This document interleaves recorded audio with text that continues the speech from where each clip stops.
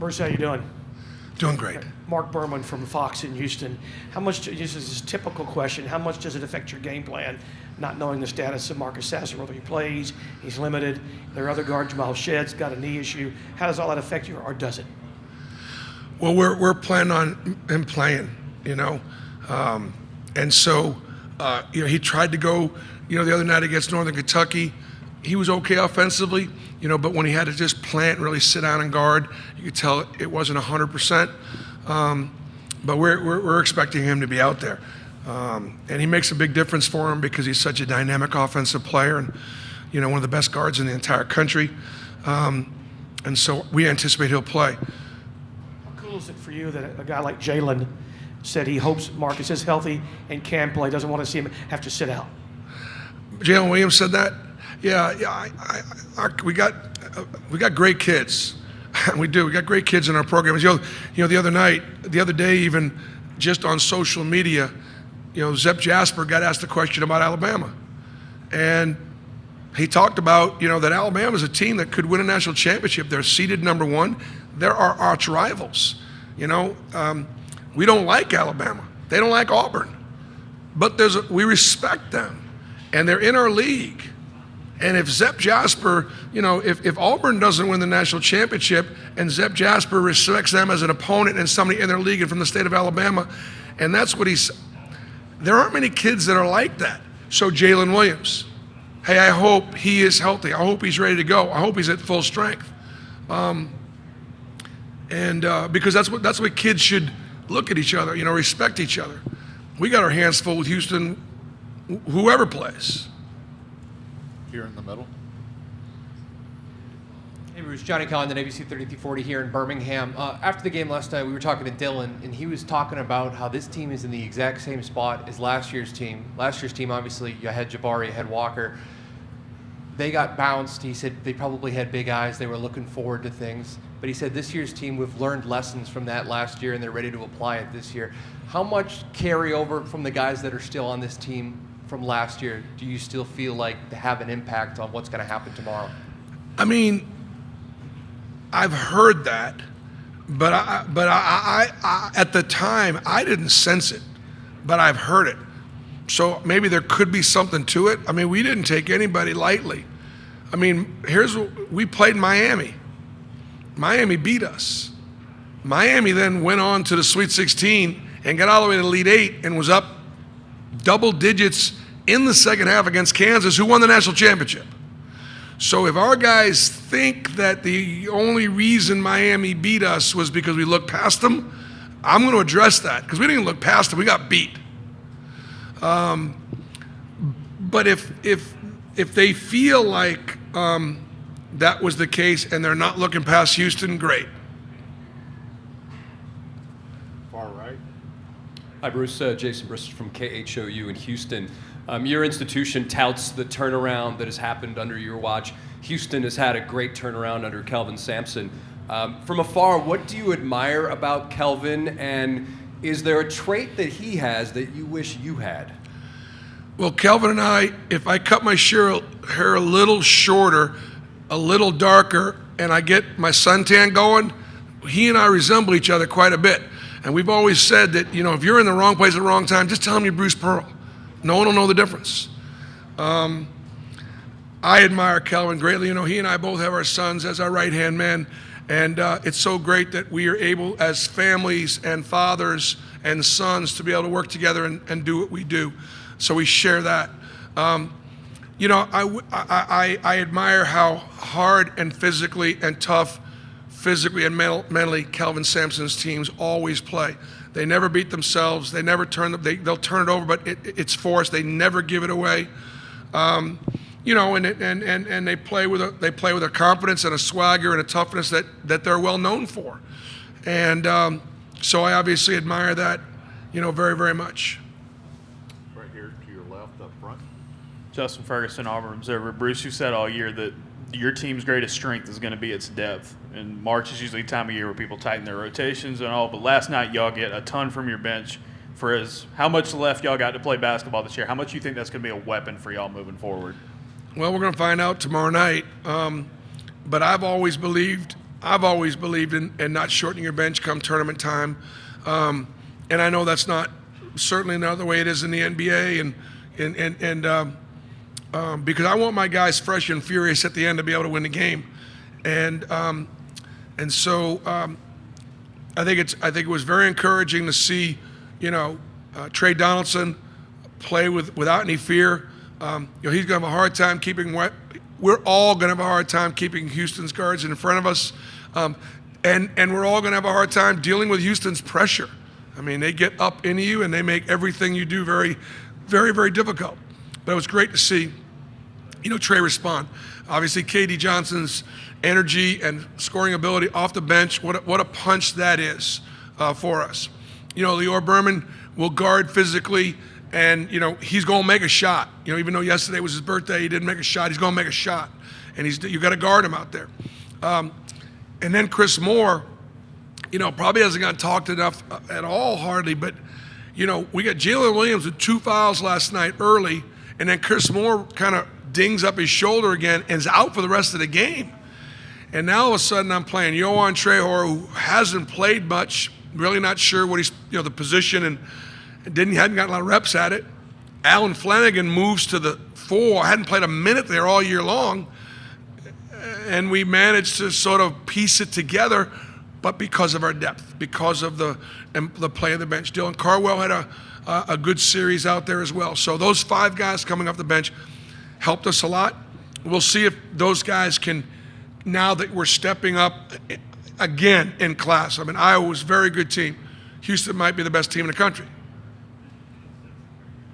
James Mueller, the Cougar. Bruce, with Houston's physicality, how do you prepare for that? And what's key for that, especially with the way they attack the boards?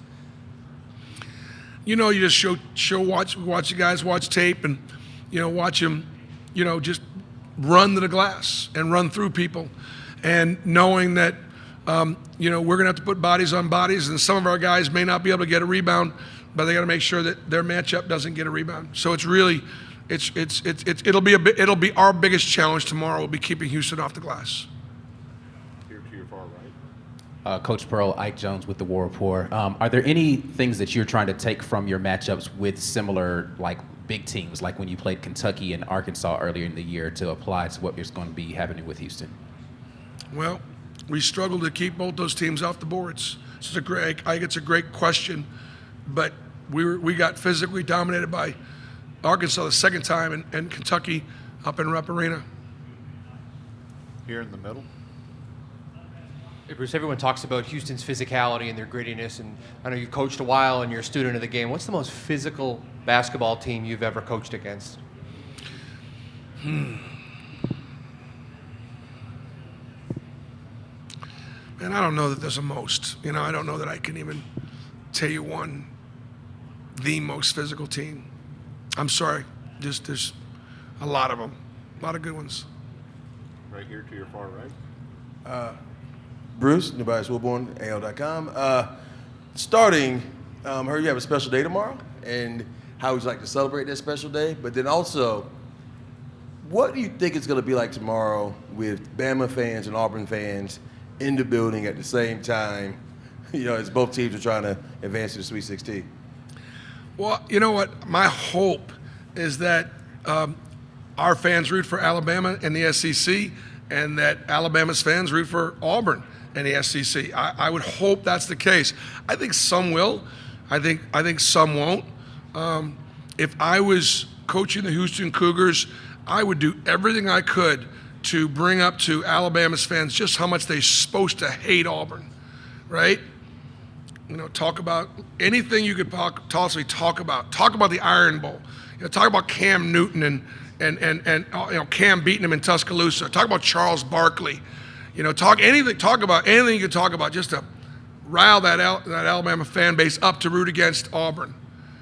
But I honestly think that we are a state that has pride in our state, and how can you not respect Alabama and their university and their athletic program? I'm not coach at Auburn. I don't like them, but I respect them. That goes a long way, I think. No, nothing special about it.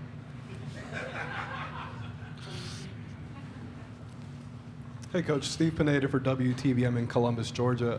So from the game yesterday, it seemed like Houston struggled to keep Northern Kentucky off the offensive rebounds, off the offensive glass. Is that something you feel like you guys can attack tomorrow? Well, I don't think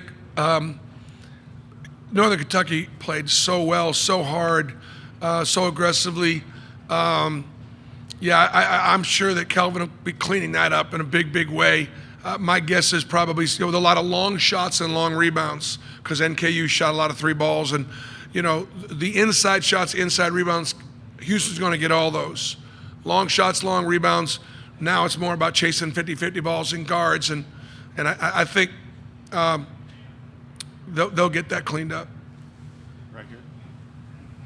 Bruce, you talked about it a little bit last night, but the fact that you guys competed so well with Alabama and Tennessee and some of these other teams this year, and you talk a lot about the confidence, keeping your guys confident. I mean, how much confidence do they have going into a game against Houston where they know they've competed with some of the best in the country this year? Well, we should be confident and feel good about ourselves, because let's just take 3 out of the last 4 games: at Alabama, home against Tennessee, and then last night against Iowa.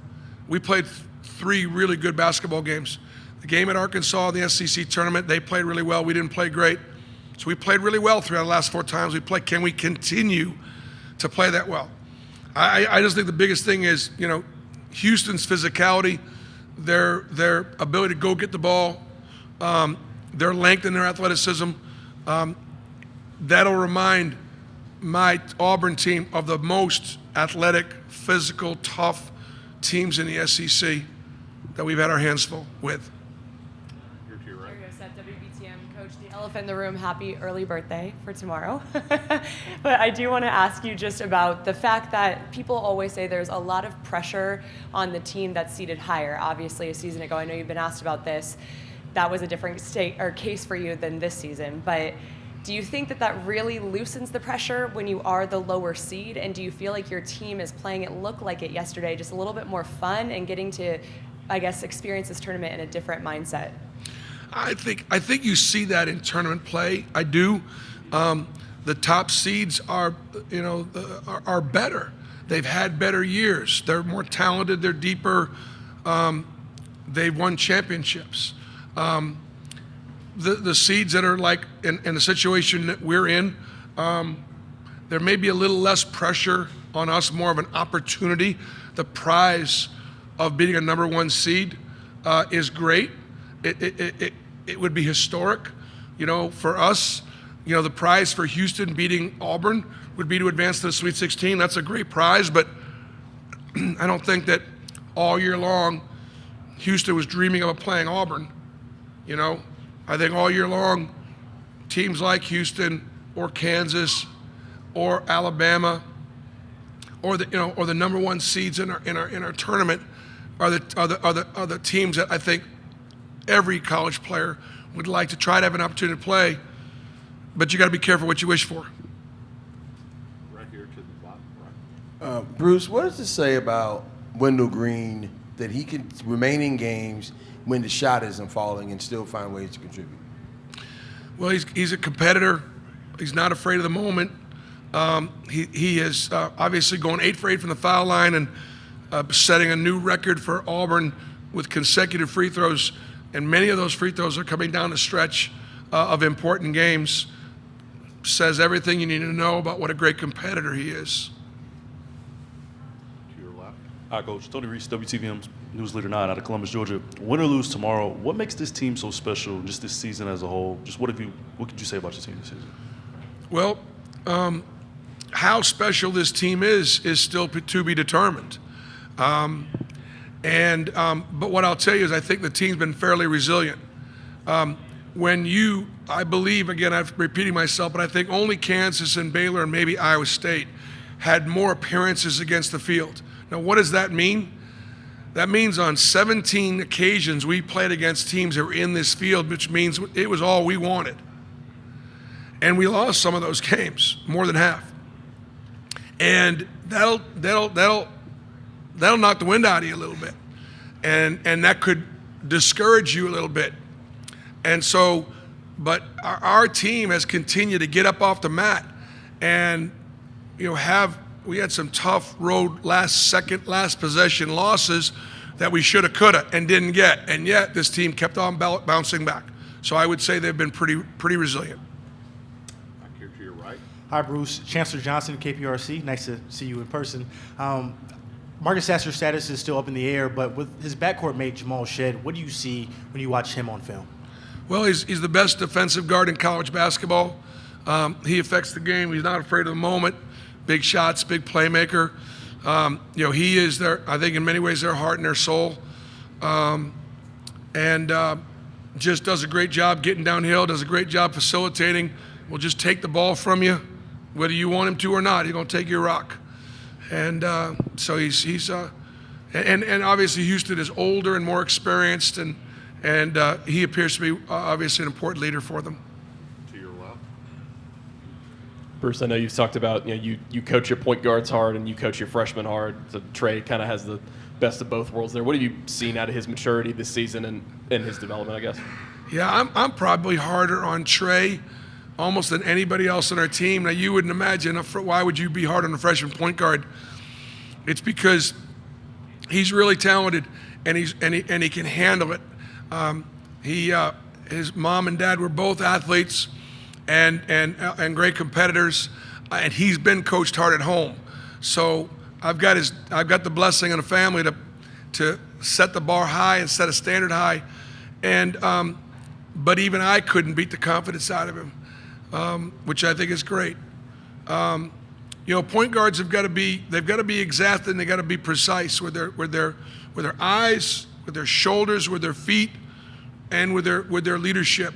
And so I hold both Wendell and Trey to account on that. Hey again, Coach. Sepp got a little bit of heat for what I think was a very mature response on saying, he loves the SEC. And I have to ask you, I just asked him again, I love that mentality from a player, that he kind of leans more into just being wide open and loving for both programs, Auburn and Alabama. What are your thoughts on that? What can you say to his maturity? And do you want to back him up? Yeah, I already have, but I'll do it again. No, I think it's great. I think it says something about the young man. I think it actually says something about being an Auburn man. That, look, we don't like Alabama, but we respect them. Now, when I say we don't like them, you know what I mean. They're our rival. I've said it many times. Nate Oates is one of the best coaches in the country. They run their program the right way. I don't know if I'm going to go as far as say I'm rooting for them, but I respect them, and they're in the SEC, and I'd like to see them do really well. I'd like to see them beat Maryland tomorrow, and I'd like to see Auburn be able to beat Houston if we can, and have Birmingham, Alabama be, able to be a place where both these teams came from. You guys in Houston know what football country's all about. You understand what that's all about. You know how hard it's been for the basketball programs in the state to even come close to competing with so many other sports. And now we're on the biggest stage at the same time, in the same location. Auburn or Alabama have won either the regular season or the SEC tournament championship like 5 out of the last 6 years. I'm proud of that. I'm proud of it. We've won it 3 times. They've won it a couple times. Front right. Okay, you're proud of Alabama. Check. You're an elite recruiter, okay? All right. Give me the elevator pitch on why an Alabama football fan or Alabama basketball fan should cheer for Auburn tomorrow. Because they respect us. They respect our program. They respect how our kids play.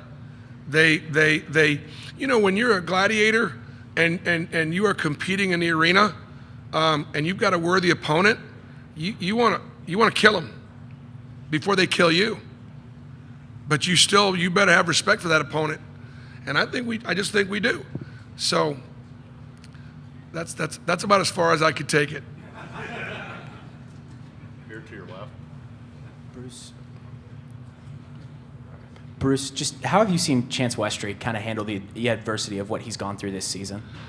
Chance is going to be really good. This summer, he was one of our best guards, if not even maybe close to being our best guard. And then he got hurt, and we tried to get him back from that injury, but he wasn't the same, and he wasn't quite ready. And probably I brought him back at point. I should have brought him back off the ball just to see.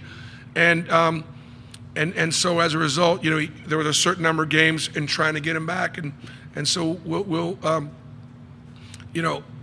he obviously can't play right now. He's handled it really well. He's been in the weight room. He's gotten bigger and he's gotten stronger, and he's ready. He's ready to go for next year. He's a big guard that can get downhill, that can score on the basket. He's long. He can defend. He can score at all three levels. He's going to be a good player. Considering how athletic Houston is, how important is it for Alan Flanagan to have a really good game tomorrow night? Well, I think because Alan is one of our best athletes, it's important that our best athletes are able to, match up and be able to play well. Because, Houston is almost always bigger, stronger, and more athletic at every position than almost every opponent they've played this year. Back left. Bruce, obviously you guys recruited Jarris Walker out of high school. What did you see out of him as a prospect, and what do you see out of his your first year? I saw the same things Kelvin saw, except he did a better job of recruiting him, so I don't know what kind of an elite recruiter I am. I've finished second on a bunch of the guys in this tournament. I finished second more than I finished first, so I don't think that makes me that good a recruiter. Jarris is a nightmare matchup. He powerful, quick, skilled, great IQ, great motor. 6'8" in frame, but arms that make him 6'11". Got great upside. Worker, good teammate, great kid, unbelievable family, great family. So we worked really hard. I think it came down to us in Houston. And he probably chose Kelvin over me. Last question right here. Hey, Coach. A couple of the guys in the locker room were talking about how much a win tomorrow would mean, considering most, if not all of them, have never been past the round of 32. Can you speak about that personally? Well, it's an opportunity to play maybe the best team in the country. Certainly a number one seed. We're going to be, on our game on both ends of the floor. But it's an opportunity, for us to make history, and it's going to take something real special. Brought to you by Alabama Beef Farmers and Ranchers.